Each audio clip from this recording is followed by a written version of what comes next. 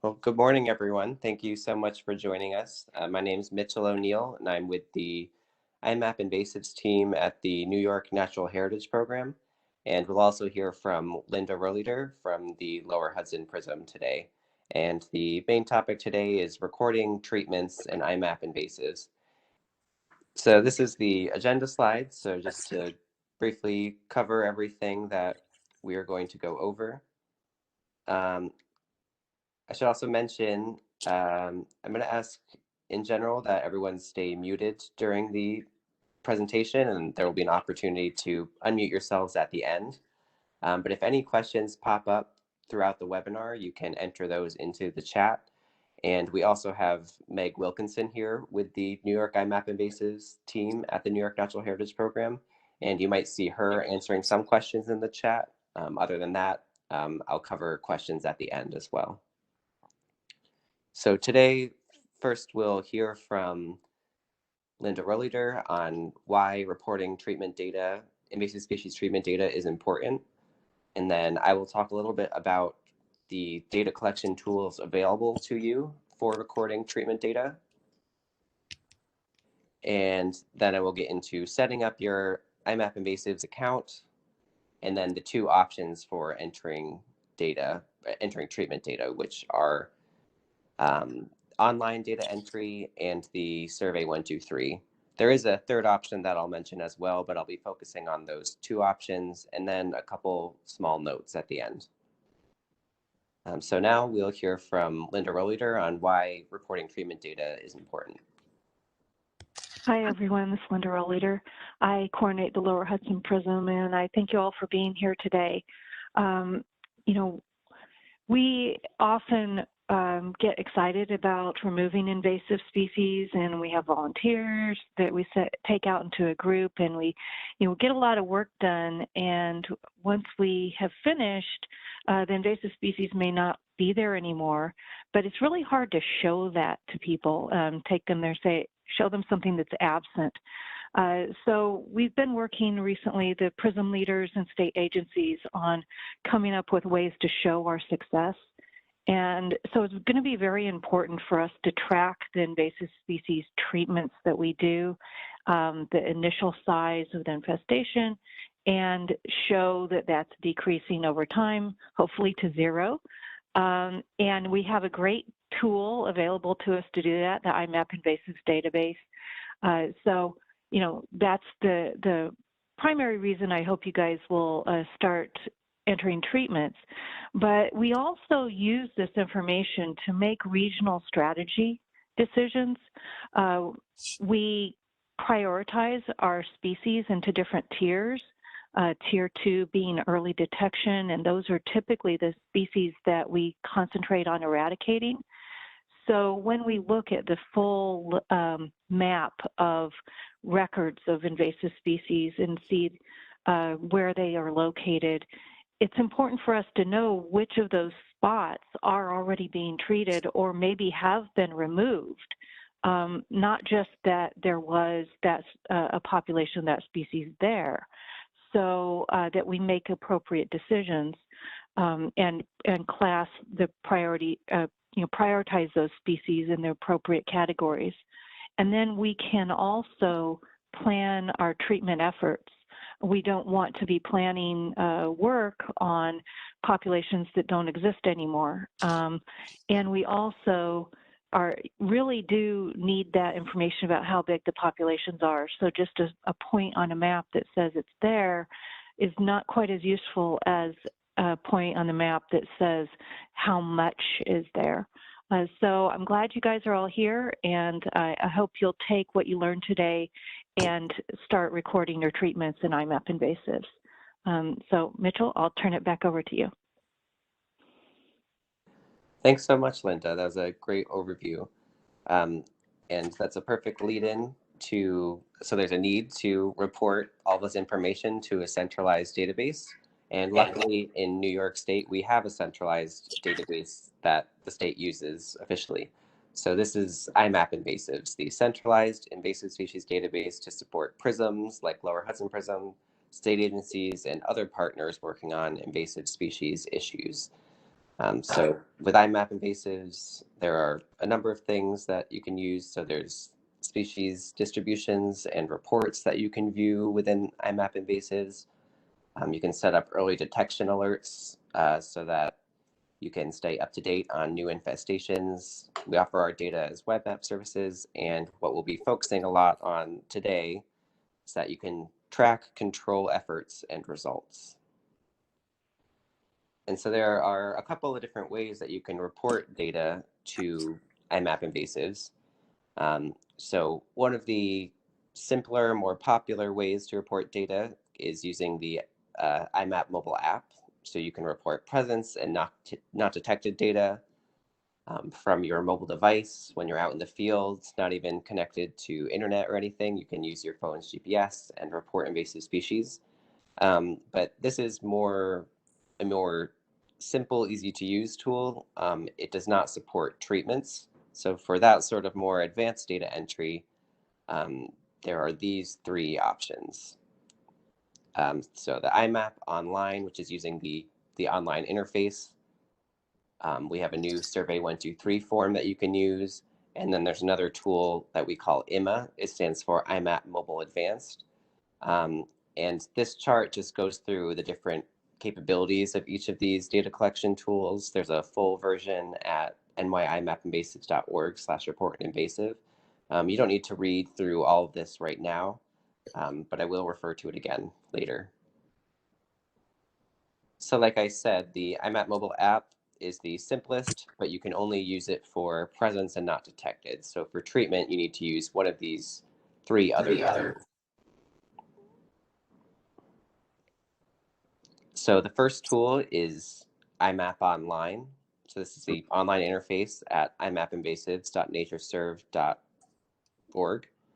And so you can record polygons and treatments. So in this image, there's a searched area polygon, and within it, there are some locations where I've indicated where an invasive species was found. And so you can report these sorts of presences and treatments online, but of course this requires connectivity. So if you're out in the field, you might not be able to use this. In some cases you can if you have good service, but in other cases you might not be able to. So to fill that gap, we've developed the iMap Survey123. So using the Survey123, you can do everything you can do in the online interface, but you can do it when you're outside of connectivity. So you don't need to use the internet. You just need to be connected to internet when you set it up, but once you have it set up, you can use it out in the field. And you can do pretty much the same sorts of data collection. It kind of mirrors the online data collection, but within Survey123. And then there is one more option. So in the image, you can see a huge, very complex polygon with lots of points and polygons within it where species have been recorded present or treated. So this tool, iMap Mobile Advanced, is within the collector tool offered by Esri. And this is more complex. You typically need GIS experience and an organizational ArcGIS online account. And for those reasons, it's mostly used by agency staff and PRISM staff and some other natural resource professionals. And so today I'll be focusing on the two middle options, so the online and the Survey123, because these are open to all users, whereas the one on the right-hand side is more specific and less accessible to everyone. So if you are interested in that tool, you can feel free to email me and I can give you some of the information we have on it. But for today, I'll be focusing on the two tools in the middle. One thing I wanted to point out on this map, on this chart, sorry, is these last two columns. So if you're using these report tools, how is the data actually getting into iMap and what's happening with this data once it's in iMap? So when you enter data online, it goes into iMap immediately because you're already right in the interface. So you'll see the record immediately after you finish. For the IMAP Survey123, it still goes directly into IMAP, but it's done on an hourly basis. So if you report something on the Survey123 and then go onto the online database, you might not see it for an hour or so.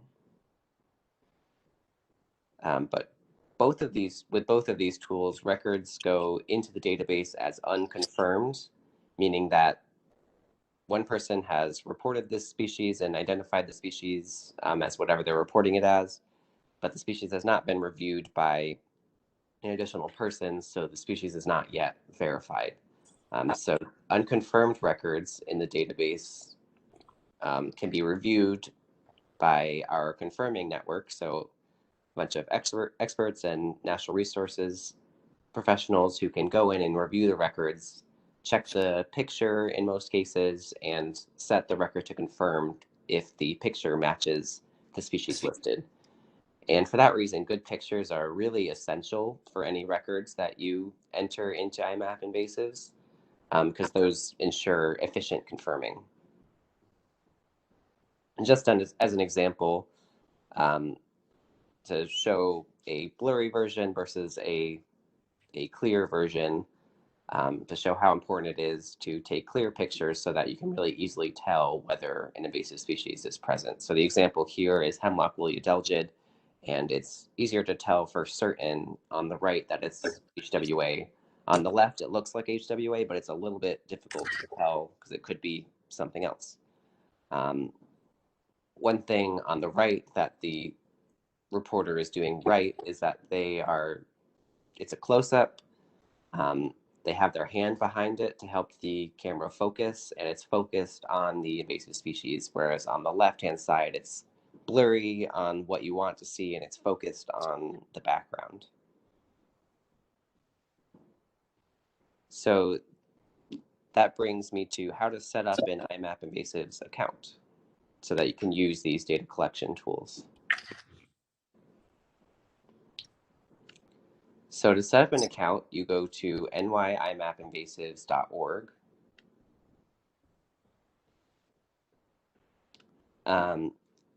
And so on our website, there's a lot of resources you can take advantage of. So there's a lot of information in training, for example. There will be more trainings you can register for. Resources has some information on identifying species. But on the top right, there's this login button. And when you press this, it brings you to the iMapInvasives database. And we recommend that you use Chrome, Firefox, or Safari if you use Apple products. Those are the recommended browsers for using the iMapInvasives database. And if you have not yet created an account, you can feel free to follow along. So when you click on that login, it brings you to this page. And if you have an account, you can log in at the top. You can reset your password if you can't get in. And if you have not created an account yet, you can use the sign up portal at the bottom. So you enter in your name and your email, and you set a password. And then for jurisdiction, most of us here will select New York State. It's wherever you'll be collecting data. And when you hit join, you'll get a message telling you to go to your email. So make sure you go to your email and look for a message from iMapInvasives. So in that message, there'll be a link. I believe it says click here, and that'll bring you to the user agreement, which you can read through. And once you accept that, then you'll be able to come back to this page and use the login at the top. And when you log in, it'll look like this. There's always a box that tells you any new changes to the interface. Once you've read through those, you can X that out, and you can start using iMapInvasives. So to give a brief orientation on where everything is, there's the main menu, navigation on the left side. So you can enter in your address, you can zoom in and out. On the top, there are some action tools. This first one is create records. So that's what you can use to create treatment records.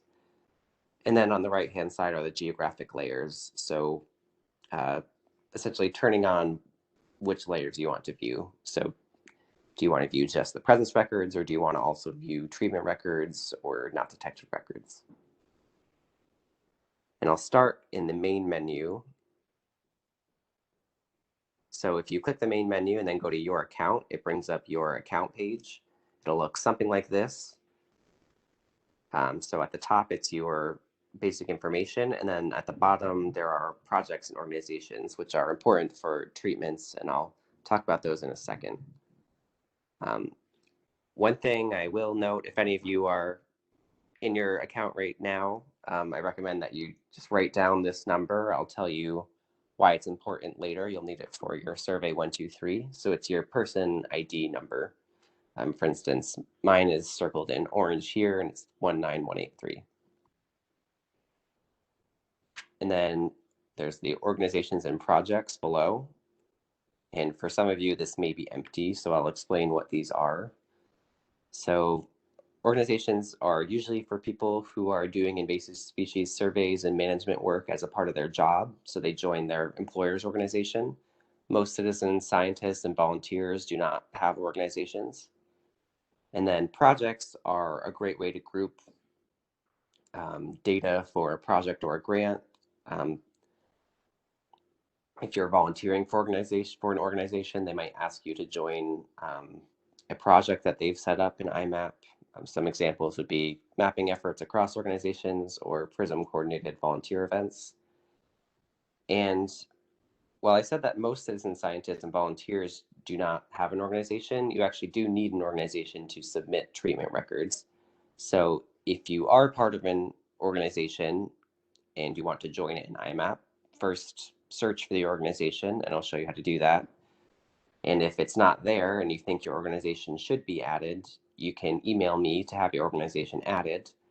But for those of you who are not necessarily doing this work for an organization in particular, there is still an option. So we've set up this organization called No Organization Affiliation -NY. So you can join that organization if you're a volunteer or a citizen scientist or a private landowner. So you can join that organization and you'll be able to submit treatments. So for those of you who have not joined an organization and need to be able to submit a treatment record, you go to your account page and you click edit on the top right, and then scroll down to organization. And once you've hit edit, there will be a new button in there that says request to join an organization. And then you can type in words in here to try to find your organization. And again, if it's not there, you can email me, or you can join the no affiliation organization. And once you type it in and pick it from the dropdown, you click request to join, and you have to scroll back to the top and press save. The edit button will turn into a save.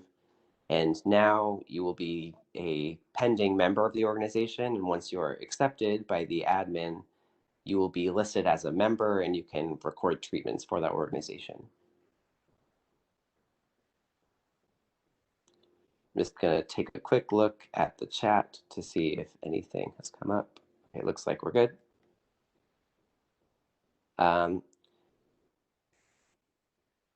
So I wanted to briefly go over how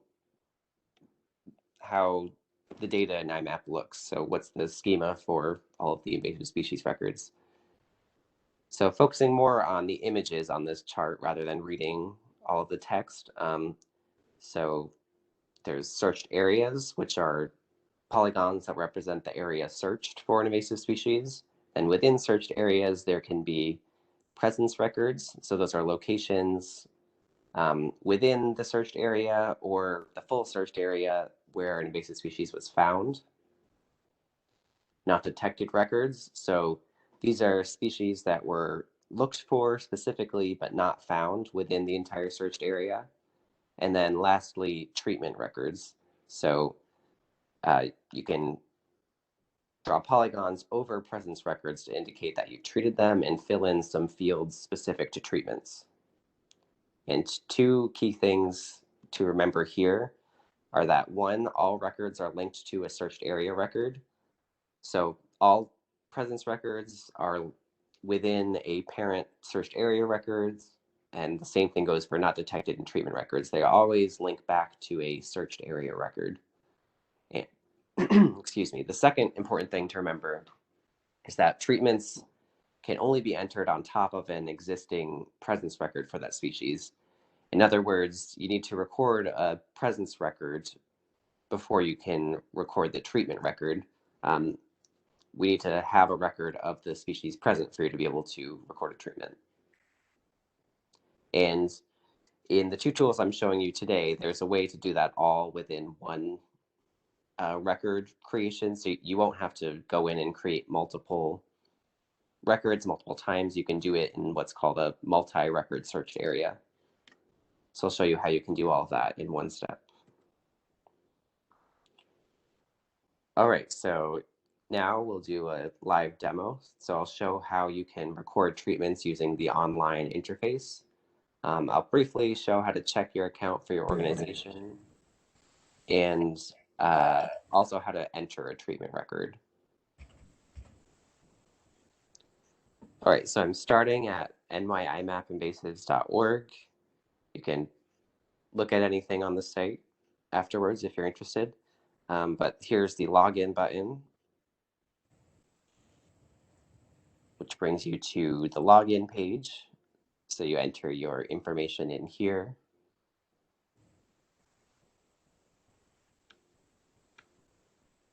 Which brings you to the database.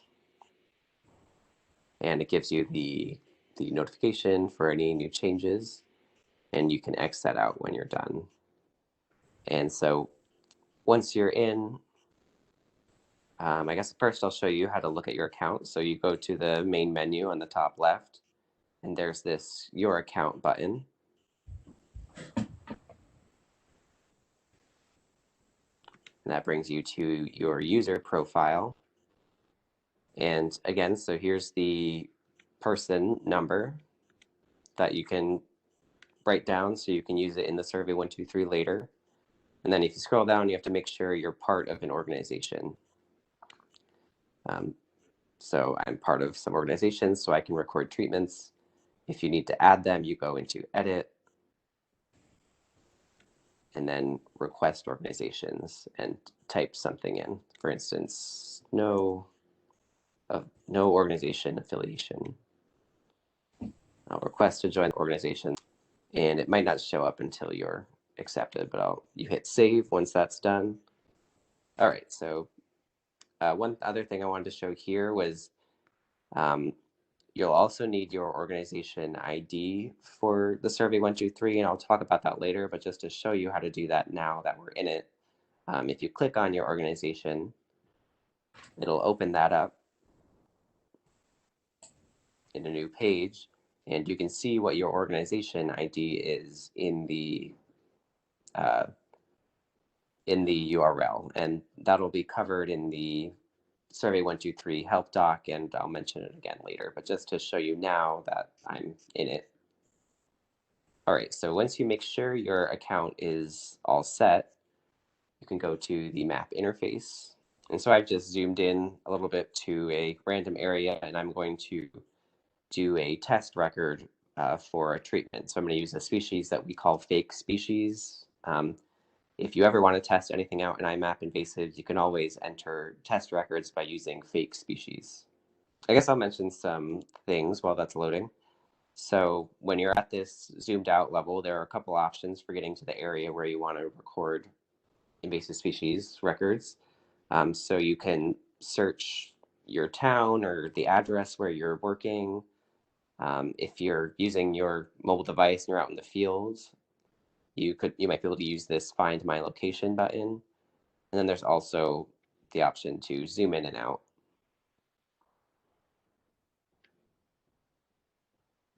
I accidentally clicked on the screen, so I need to X that out. There we go.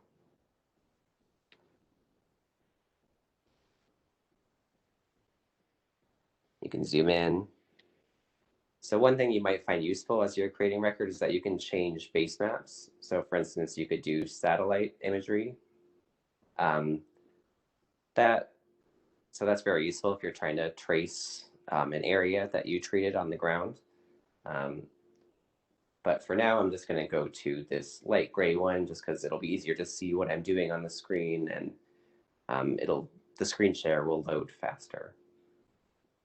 All right, so say you want to record a treatment here. What you do is use this create record button. So I'm going to click create record, and there are a couple options. There's presence treatment, not detected, and multi-record searched area. If this treatment button isn't showing up for you, that means you need to join an organization. And so if there are already presence records for the species that you're treating, so maybe you already submitted records and then went back and did a treatment, then you can just go ahead and record the treatment.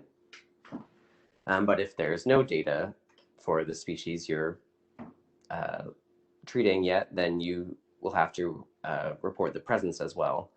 And rather than reporting a presence and then reporting a treatment on top of it, you can do it all in one step using the multi-record searched area. So I'm going to click that button.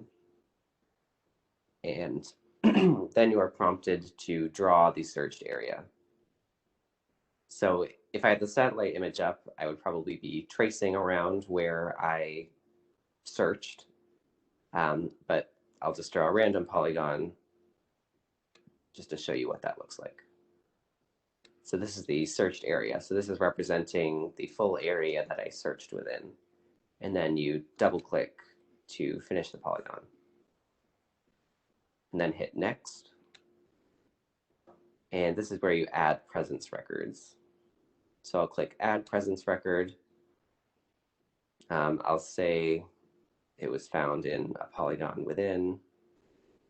Okay, I'll represent as a point. Say the invasive was found here at this point. You could also draw a polygon. And there is also an option to just say that the entire searched area was infested. So at this point, I need to list which species were present. So I'm going to use the fake species. So once I get that in, some more fields will pop up. So you can add a project if you want to, make sure the date's right. For presence records, photos are very important. So you can upload photos using this add photo button. And then these first couple of fields are all optional, but it is useful to try to record the distribution as one of these categories. You could also estimate the number found. And there are also all of these advanced details, which are also optional, but you can fill those in. So phenologies, biocontrol information, what kind of evaluation it is, what sort of follow-up you might recommend after having seen this infestation. I will leave all of those blank for now. And once you have those filled out to your liking, you can hit next. And so the presence record has then been created. And if there was another location in here where the species is found, you could add another presence record or another species that you found, but I'll just leave it at this one record for now. So if you hit next, now you have an option to record a treatment. So I'll click add treatment, and you need to select the target species. So I'll type in fake species. And since I have that reported here, I can record a treatment record on top of it. So I'll draw out the polygon and use that as my treatment. So once I have finished that, I'll also mention that you could do a line, and you can also select the entire searched area as your treatment area. So next, now you can fill in details about the treatment. So if you did this for like a certain time period, you can type in the start date and end date. You can write whether it's a follow-up or an initial treatment. Make sure you have your organization selected. It'll by default put in your primary organization. And all these fields are optional, but some of you may find them useful, so you can select what the goal of the treatment was, any comments, any general comments you have for species precautions. You can add a photo of the treatment, and you can tag a project, but again, that's optional. And you can add in an organization. And Linda just made a comment for people recording treatments in Lower Hudson. So if you report treatments in the Lower Hudson, I encourage you to look at her recommendation. And next is when you get to select treatment types. We have 3 treatment types. Physical, so that's anything physical, so pulling plants out of the ground, using a weed wrench, or just your hands. Fire would fall under physical. Chemical, that would be herbicides, and then biological, like biocontrol. So just as an example, if you click on chemical, it pulls up a bunch of relevant fields for herbicide applicators. For the example today, I'll use physical. And so you can select from a number of different categories of methods, from planting natives to fire. I'll select mechanical/manual. So that would be either, so you can put in comments, then you can select even further what sort of mechanical treatment you did. So cutting the plants, mowing the plants, digging them out, plowing. I'll put in pull, so just pulling the plants out of the ground. Fake species is listed as a plant species, so that's why I'm referring to it as a plant, even though it's not real. And then you can select disposal methods. So I'll say trash, and then hit next. And so now your treatment record is complete, and you have the option to add more. But I'll just hit next. And you could add in not detected species here, but that's not the focus today, so I'll just hit next. And so this gives you a summary of what you've just entered. And if it all looks good, you can hit complete.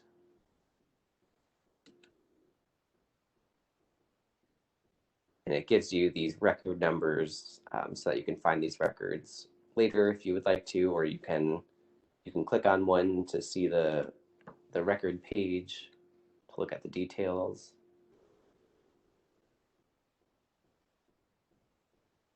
So you can see all the fields that you select here.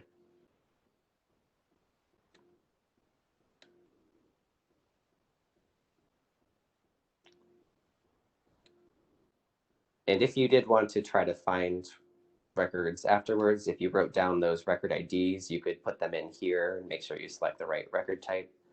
Often an easier way to find something you're looking for is to use this filter records tool. So if you open up that, there are a bunch of ways you can filter the records that are displayed. For instance, you can filter on your own records. You can filter on a species that you were working on. And you can't really tell what that's doing when I'm super zoomed in. But when you're zoomed out, I'm going to go to layers on off. So say you want to just look at your treatments, you could just turn treatments on. And so if you filtered, I'll filter on your records, apply filter, and close. So all of these other treatments disappeared. The only one showing up is mine now, so it's easier to find it after the fact. I believe that's everything I wanted to show. So we did option 1, online data entry, and now we're going to go into option 2, which is using the Survey123 form. So this form exists with, it's not its own app. It's within Esri's Survey123 app, and we've created a form within that platform. And so to use it, you essentially need to log into, you need to create an IMAP account, and you'll need to get these pieces of information from that IMAP account. So I was showing you earlier how to find the person ID and your organization ID. I wanted to preface the live demo with a little bit of going into the details of Survey123. So the way Survey123 looks is that it's these nested boxes that get slightly darker in shade. So it's slightly darker boxes within slightly lighter boxes. And we built it to mirror what goes on online. So it matches the data types online. There's searched areas, presences, not detected, and treatments. And you can, and those are the fields and the places to add those records are all within their own boxes. And to illustrate that further, oh, and so all these boxes are expandable and collapsible. So if you have too much going on your screen, you can collapse a bunch, and then you can open them back up to see the details.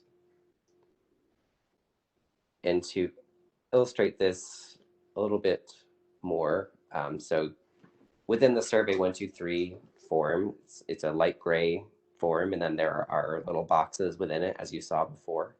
So one is the general questions. So that's where you put your IMAP account and your jurisdiction and all those sorts of details. And then there's the searched area. And then there's the searched area attribute fields. And then there's presence, not detected, and treatments. So the searched area, you draw a polygon for the area that you searched for an invasive. And then you can put details about that searched area in the searched area attribute fields box. And then if you go into presence, you'll be able to add presence locations. So for instance, that green polygon within the purple polygon is a presence record, and you can put in which species were found there, and you can also add more species to that polygon. And you can add more geographies as presence records as well. So you can add in points and put however many species were recorded at that point. And you can put as many presence records as you need.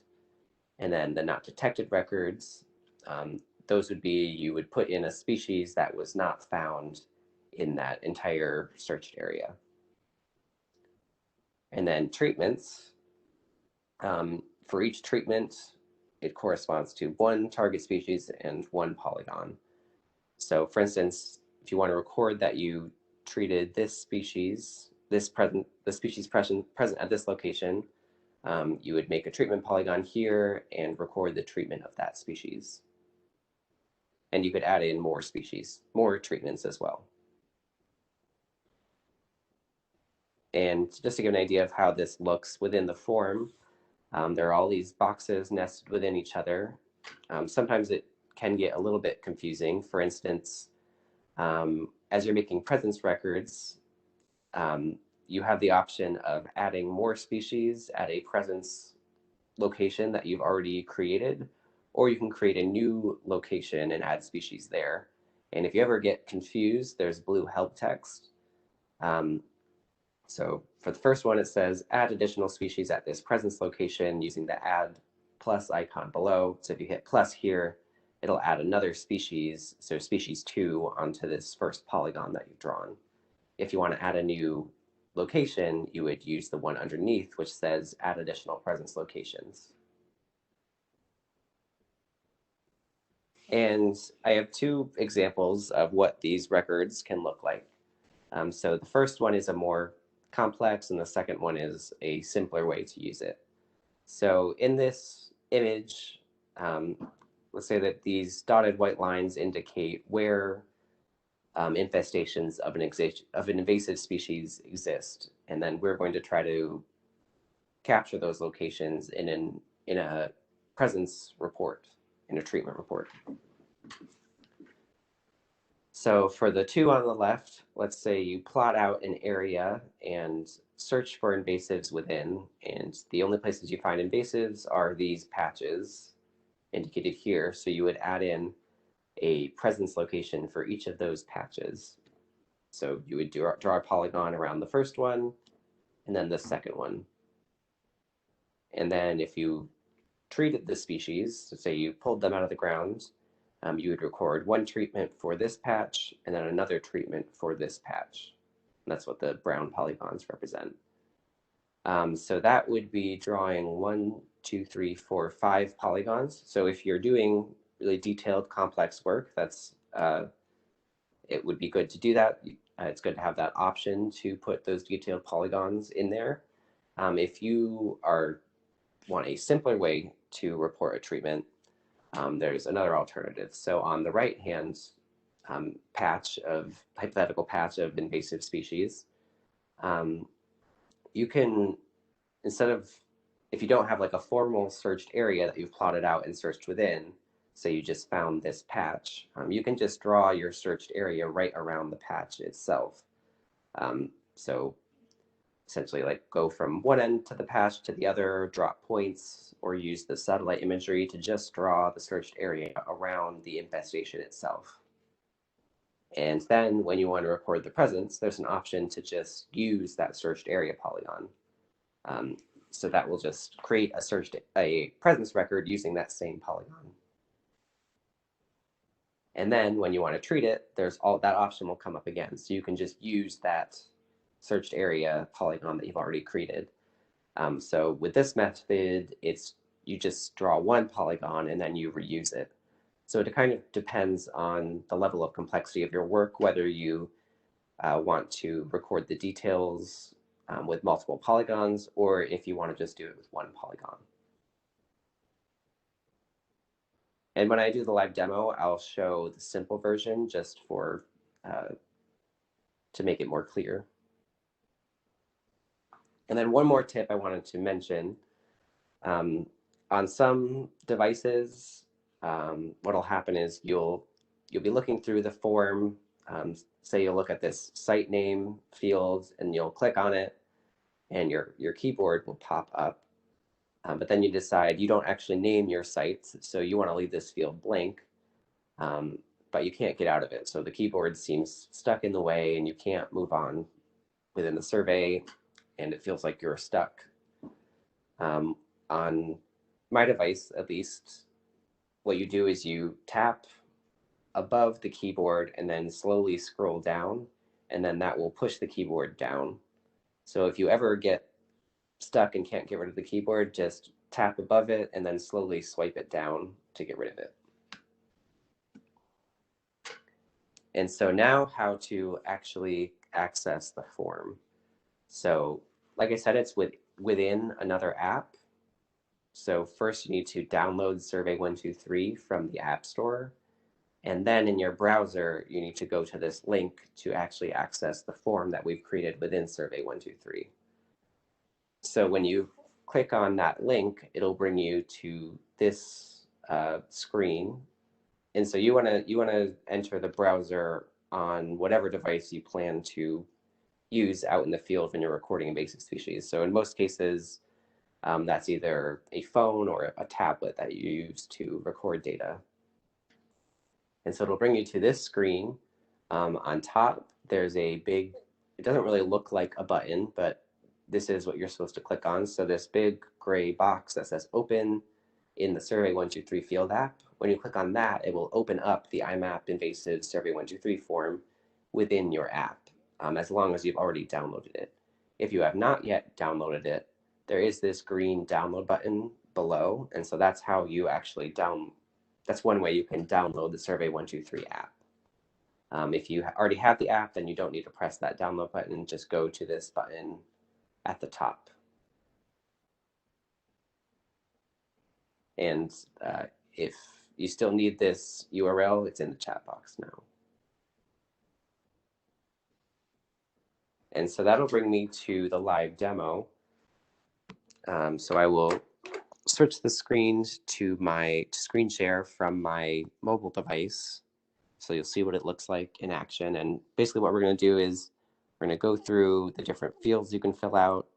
I'm going to go through the observer information, and then I'm also going to show you how to set favorites so you don't have to enter things like your name and your person ID every single time. Then I'm also going to go through how to actually record your invasive species observations. All right, so go to your Survey123 app, and since I've already gone to that URL in the chat box, I already have the iMapInvasives Survey123 app loaded, so it shows up on the top right of my screen up there. So I'll click on that. And if this is your first time using Survey123, you're not going to have a bunch of surveys. You'll just have the ones that you've loaded so far. And so it opens up and there's all these boxes that you can see. I'm just going to collapse them all just to make it easier to see what's going on. So I'm just clicking the triangles to collapse the boxes. So the first box is general questions. So I'll open that up. And this is where you put in your basic information like your name, your email, your IDs from your account, and your state. Hey, Mitch, So, this is Meg. yep. I know you mentioned this and I put it in the chat, but I'm just going to say it out loud too. Ideally, Survey123, well, and Mitch, you can modify what I say, but from my opinion, ideally, Esri would add preferences as a setting in the Survey123 app. There is no way to set preferences. So Mitchell is showing you a way to kind of do a workaround such that you're going to save typing by doing this trick, but it is not intuitive. So I just box, pay close attention. Yeah, that is good preparation. Thank you, Meg. So the first question is, do you know your ID? And ideally, yes. And then you would enter that in here. And if you don't have your ID, there's this help box where it tells you how to go find it. So I jotted mine down real quick for one of my accounts. So I'll just put in 8681. And then as a check for the person ID you've put in, we also ask you to enter your name and the email address for your IMAP account.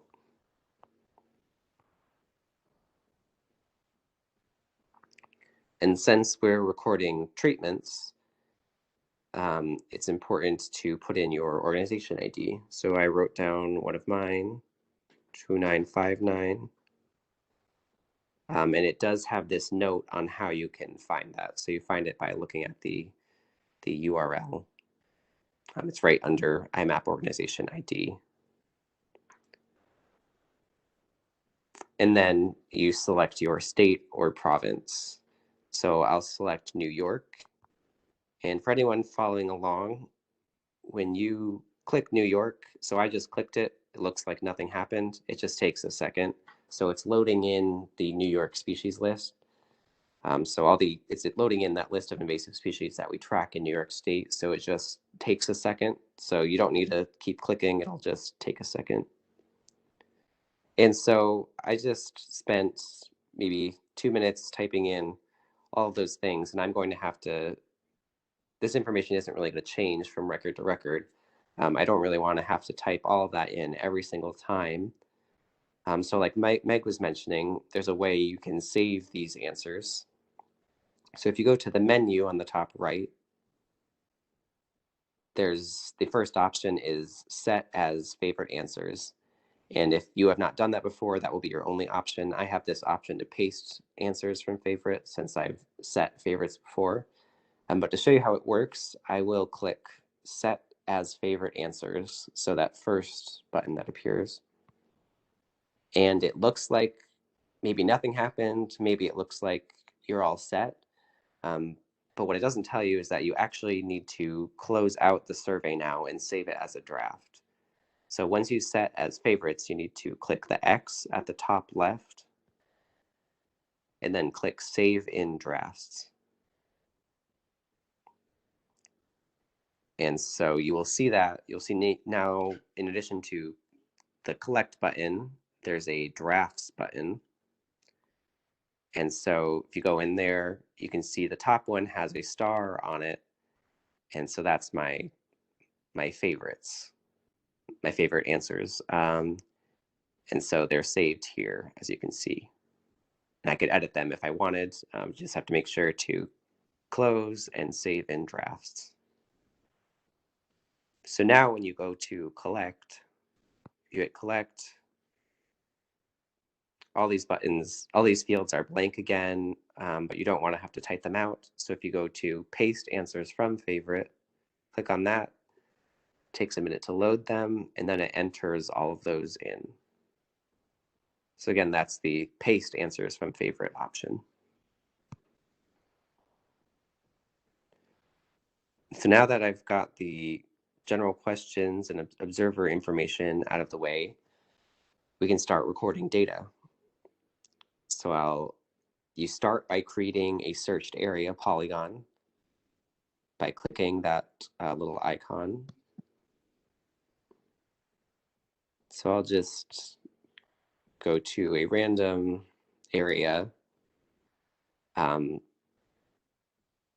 If you were out in the field, you would probably want to use your device's location. So there's that button that I just clicked that shows you where your location is, the little crosshairs button on the right-hand side. But just for demonstration purposes, I'll just select a random area.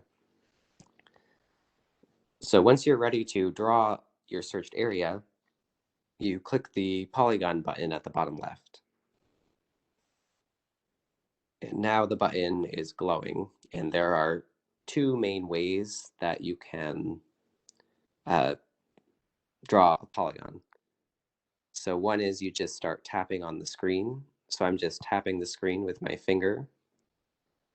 And you might want to practice this a little bit before you get out in the field. So once you've tapped down points, you can adjust those points. But depending on your device, it can be a little finicky sometimes. You might want to just get used to how it works on your phone. For instance, sometimes I'll accidentally click like that, and that kind of messes up the polygon. So you can click undo on the bottom right. Sometimes it gets too messed up. And what I do in that case is I just click done on the record. So on the right-hand bottom side, you can click done, but then select the polygon button on the bottom left again, which allows you to just redraw it if you just want to start over. So I'll start over.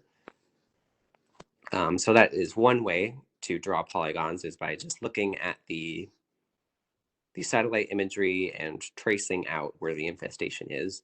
The other option is right next to the flashing polygon button is a little button with a point and some lines and a sort of a compass crosshairs icon. So if you click that, it drops a point at your location.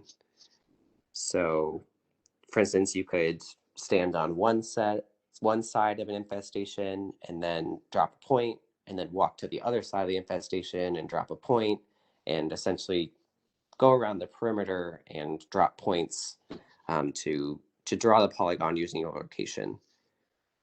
There is also a streaming option. From what I've heard, though, it is easier to just drop the points yourself. So the streaming option would be you could set some settings and have it say drop a point every 5 seconds. And then you can just walk around without having to drop the points. But usually that ends up dropping too many points, and I've heard that it's usually easier to just drop the points manually, like I described, by clicking that bottom button with the crosshairs icon. So I'll just draw a simple polygon just for demonstration purposes, and I'll just use that for now. Oh, I should also mention, no, I won't mention that yet, sorry. So you click check on the bottom right-hand side, the polygon with the check mark in it. And if you're really done, you don't want to just start over, then you hit the check again. And then that saves your polygon right there. So once you have your searched area polygon, you can fill in some details about the searched area. So if you name your sites, you can put the site name in there, fill in information about the disturbance, native vegetation distribution, landscape types. If you have a crew, you can put in crew details to store that information there, weather details. There's all sorts of optional fields. You can sort of choose which ones you find useful. I will leave those blank for now. So I'll just close, I'll click a little triangle just to close this box up.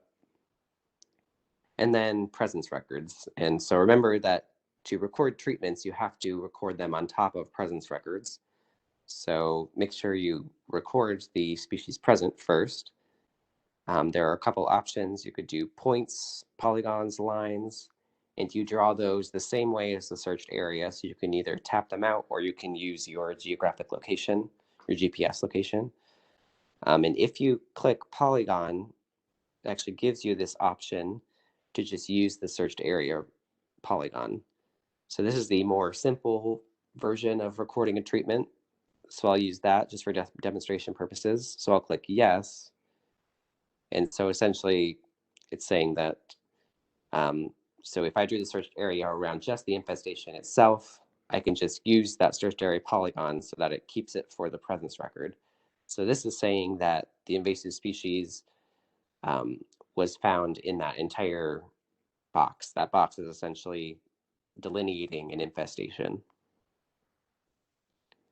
And so once you have the presence location, you need to indicate which species were detected there.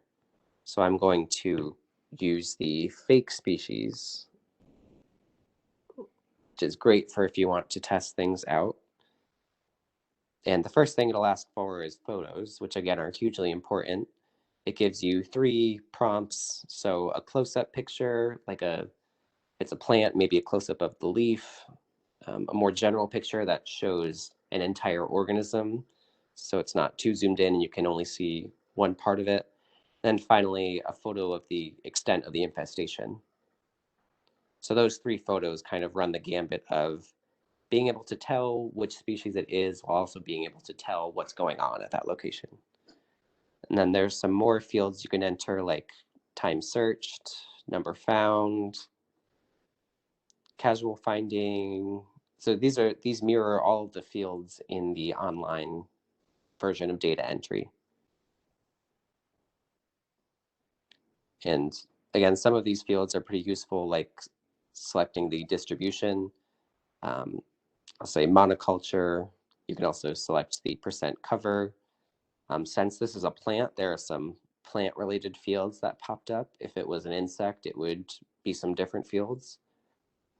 And then once you get down to the bottom of that fake species, or in this case, it's a fake species presence, you have the option of adding more species to that polygon that we just drew, or we could add a new polygon and add more species to that. So always read the blue help text to figure out where you are. And you can keep scrolling down. I'm just going to go back to the top and collapse it just so it's easier to see where we are in the full survey. So I'll collapse presence records, and now we're at not detected. So I'll just open it up so you can see what it looks like. So these are species not detected in that whole polygon, but that you specifically looked for. But I'm not going to record anything for now, so I'm just going to minimize that. And then finally, we get to the treatments. So click that plus button to add a treatment record. And again, you get this option of whether or not you want to just duplicate the polygon or you want to create a new polygon. So I'll just use that searched area polygon. So say I did an invasive plant pull and I pulled up all of the plants within that polygon. So I'll just use that and it will copy it over. And you have to select the target species. So that should be the same species as the presence record you're drawing the treatment on top of. So again, just like online, you can enter the beginning and start date, whether it's follow-up or initial, what the goal is, and then very important, the required field. At the end, you select between physical, chemical, and biological. So again, if you click chemical, it comes up with all these pesticide-related fields, but I'll use physical. And then again, you can click which kind of physical. So for instance, mechanical / manual, and I'll say pull again. And I'll say that I left it piled on site. So you can record specifically what the mechanical treatment method was, and then how you disposed of the invasives. And you could record more treatments here if you wanted, but I will consider that done, and I will go down to submit the record. So on the bottom right-hand side of the screen is a check button. So I'll hit check. And so it tells you if you forgot to fill in a required species. So when I was showing you the not detected records, I opened up the not detected records and I pressed plus to show you what the fields looked like. But since I created that record, it's expecting me to enter in the not detected species. And so since I'm not actually doing that, you can press the trash button and click delete. So just to show you again, like if you open something up by pressing plus, start creating a record and then decide you don't want to, rather than just scrolling by and trying to submit anyway, you should delete the record so that you'll be able to submit it at the end. All right, so now I'm all done. So I'll go to the check mark at the bottom. And right now I have this option to send now. If you were out in the field with no connectivity, you would just select save in outbox. And so now you can see there's an outbox bar underneath collect and drafts. So this is kind of like the simple mobile app. So if you go to outbox, there's going to be a list of all the records that are on your phone. So these records are stored on your device in your Survey123 app, but they are not in iMapInvasives yet, because you might be out in the field with no connectivity at this point. So at the bottom right-hand side is where you can hit send. You could also click on the record and make edits if you wanted to. But I'll just say it's done and hit send at the bottom right.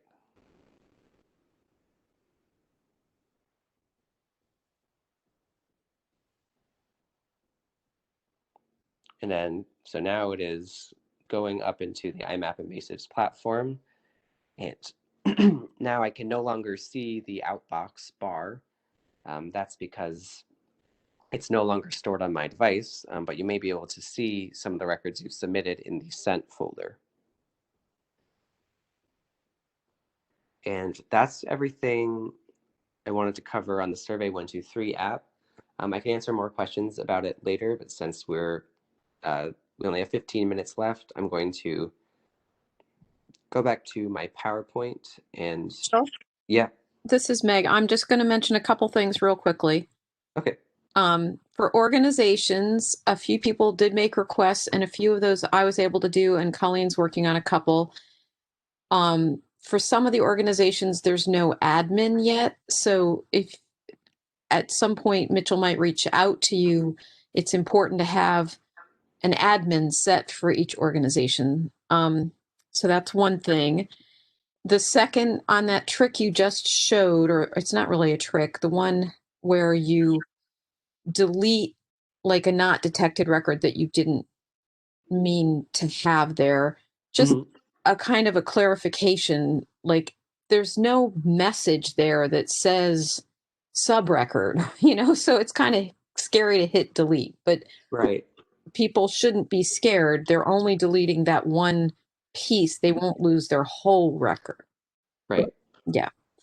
And then I did not, I did not preview your slide, so I'm not positive. Are you going to mention the post-treatment fields and the presence or the presumed eliminated field, and also our new IMAP pesticide applicator report tool?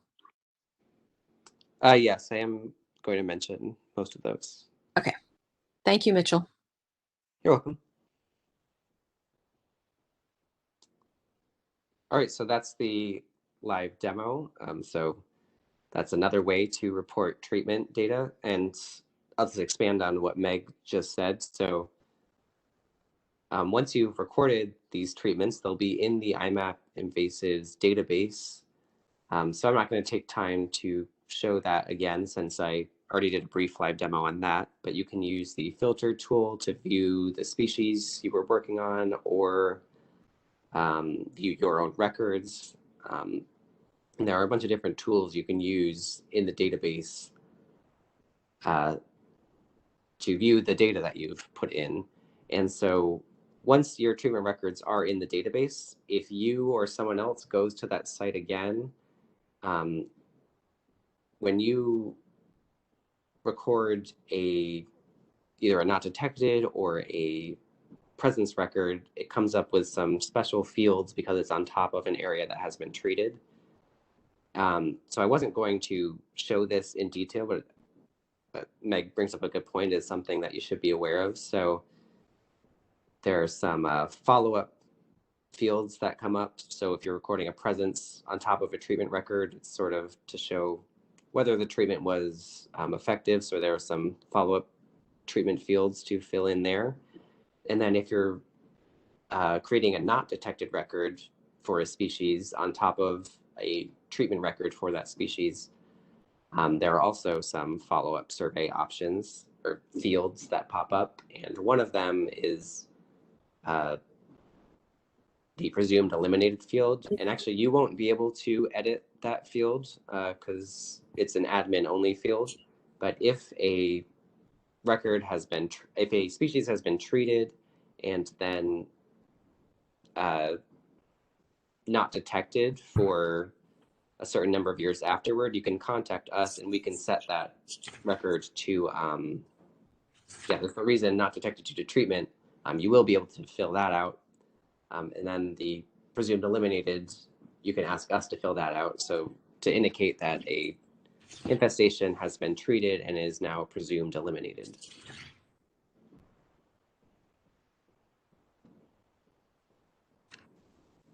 And so now I just have two quick notes to finish up. One of them is offline base maps. So if you're in an area with poor service, that default satellite map that I was showing might not load. You can still make polygons, you just can't see the imagery. So you would probably want to be using your geographic location. So walking around searched areas and dropping points, for example. If you do expect to be in these sort of low connectivity areas and you do want to be able to do the hand draw feature, you can use the offline base map. And our perspective is that this will be useful for some people who do lots of treatment work in low connectivity areas, but in general, we think it's probably not necessary for most people. So for most of you, the satellite imagery will load in just fine. And if it doesn't, you will still be able to walk around an infestation and drop points. But if you do want more information, you can email us for more information. And there's some basic information on the slide on how to cross-load the statewide vector map that Colleen, one of our staff, has created. And it has topo contours, conserved lands from NIPAD, hydrography, and some streets and municipal boundaries. I said cross-loading, it's called side loading. And so you can email us for any help on that.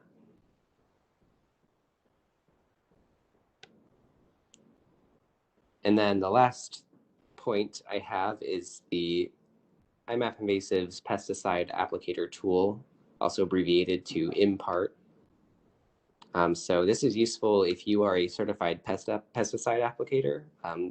If you are a certified pesticide applicator, that probably means that you need to report your treatments to DEC annually so that you keep your certification active.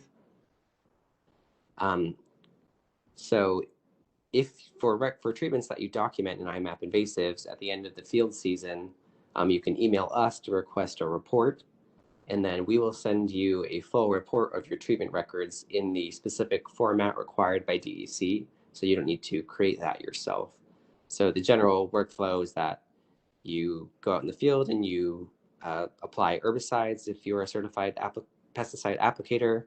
You report those treatments to IMAP, and then at the end of the season, you can request a report from us, which you can then review and submit without having to reformat. And you can email us for any questions about that as well. And so that goes through everything I was going to cover. If you want to find out more about anything I've talked about today, you can go to our training page. There's a box. So on top of the training page at nyimappinvasives.org/training, you'll see webinars that you can register for. And then underneath, we have some self-guided training. So there's how you can basically get all set up, how to create records in the online interface, how to use the basic mobile app, which I didn't talk about too much today. We also have a help document for the Survey123 form that I just covered. So that'll have all the information on how to access that tool. And you might also find this useful. It's for reporting water chestnut polls in IMAP. Even if you're not reporting water chestnut polls, it does go through how to create these multi-record searched areas. So you could still just use that help document, even if you're not even if you're not reporting that particular species. And then I also linked to our network page, which has help documents. So this is the page for the iMapInvasives network, which includes New York and some other states and provinces. And so this has some help resources as well. And of course, you can also email me if you have any questions that you can't figure out. And so now we can go through some of the questions that you guys have. And like Meg said, I am recording this, so you will be able to refer back. And I just want to give a quick plug to a couple of our upcoming webinars. So one is identifying and reporting spotted lanternfly and tree of heaven using iMapInvasives, and that's on February 23rd. So this is part of a big effort that we've been collaborating with some state agencies on, like the Department of Ag and Markets and Parks. So we have this grid set up where we're asking people to claim a grid square on the map and then go out and survey that for spotted lanternfly and tree of heaven. So that's a new volunteer project for anyone who's interested in that. So tree of heaven and spotted lanternfly are a huge concern. So we'd be really happy to get some attendance for that webinar, as well as people interested in volunteering for that project. And then one other webinar we have coming up is IMAP user stories from 2020. So that's part of our monthly webinar series that we deliver each month after the PRISM call. So if you're interested in hearing from some of our super users on how they have been using the database and some of its advanced functionalities, I encourage you to register for that one. And you can register for those at nyimappinvasives.org/training. And then at the bottom, I have some information on how you can find us on social media. So Facebook or Instagram at New York iMapInvasives. And you can also email me at the email on the left-hand side and visit our website. So now we can open it up for some questions. Thank you all for hanging in there. I know I covered a lot.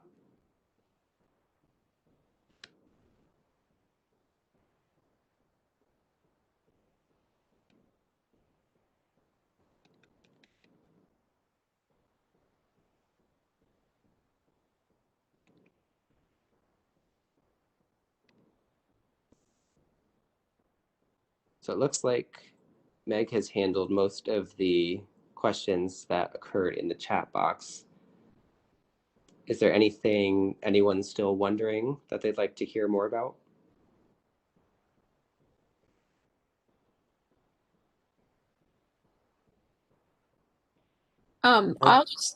Mitchell, I'll just add one thing that we do recommend, and you might have mentioned this. I apologize if I missed it, but a lot of people find it very helpful to do that fake species, set up their field device and do the fake species ahead of time and make sure everything is working before they go into the field.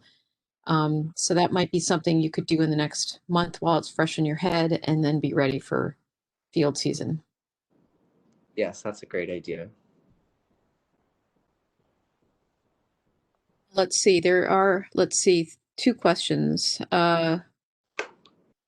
in the chat, Mitchell. Yep. Okay. I'll look at those. And so I will go through those questions, but I know some people might need to log off. So I do just want to say thank you everyone for joining us and for sticking with us through the webinar. And thank you to the Lower Hudson PRISM for coming up with this idea for a webinar. We're really excited for more people to be recording treatment records in iMapInvasives. So if you have to sign off, have a great day. But I'll stay on to answer some of the questions in the chat and anything else that comes up.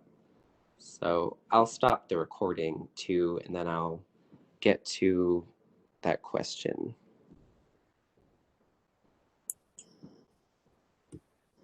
This is Bud Viverko with the Minus River Gorge. It does seem that it would be much easier to use the iMaps online than the Surveys123. Is it purely the connectivity issue that you wouldn't use the online? Yes. Yep. It's just if you expect to not have connectivity.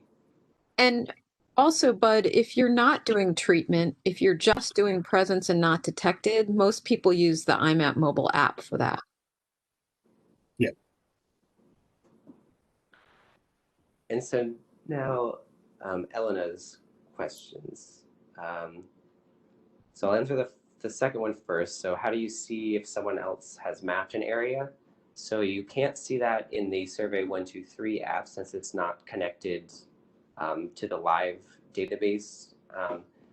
But you can see that on the online interface. So like I was showing before on iMapInvasives.natureserve.org, you can filter on the species you're interested in. You can turn on the presence and not detected and treatment layers. And you can zoom into the area you're interested in. And then for organizations, for anyone who cannot find their organization in the species list, you can email me at imapinvasives@dec.ny.gov, and we can get your organization added. But there's also the option of selecting the no organization affiliation if you aren't really doing invasive species work on account of any organization. So if you're maybe a volunteer or a citizen scientist or a landowner.